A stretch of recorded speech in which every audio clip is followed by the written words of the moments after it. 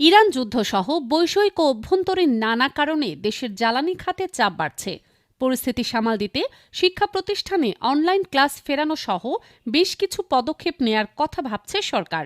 সে অনুযায়ী home office ও সময়সূচিতে পরিবর্তন সহ সাপ্তাহিক ছুটিতেও পরিবর্তন আসতে পারে বলে জানা গেছে। জ্বালানি তেলের চড়া দাম, আমদানি ব্যয় বৃদ্ধি ও ডলার সংকটের কারণে কৃচ্ছ সাধনের এই উদ্যোগ নেওয়া হচ্ছে। এক্ষেত্রে করোনাকালের অভিজ্ঞতাও কাজে লাগানো হতে পারে বলে জানা গেছে। সংশ্লিষ্ট সূত্রে জানা গেছে, জ্বালানি সাশ্রয়ের জন্য সরকারি সংস্থাগুলোকে নিজস্ব প্রস্তাব তৈরির নির্দেশ দেওয়া হয়েছে। এসব প্রস্তাব মন্ত্রিসভা বৈঠকে উপস্থাপন করা হবে।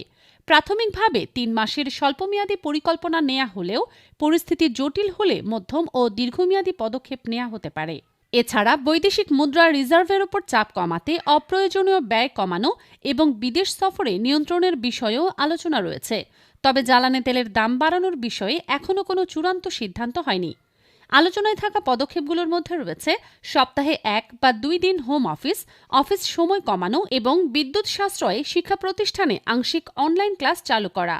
তবে এসব বিষয়ে এখনও চূড়ান্ত সিদ্ধান্ত হয়নি। সরকার ইতিমধ্যেই জ্বালানি সাশ্রয়ে কিছু নির্দেশনা দিয়েছে এবং তা কঠোরভাবে বাস্তবায়নের উপর জোর দিচ্ছে।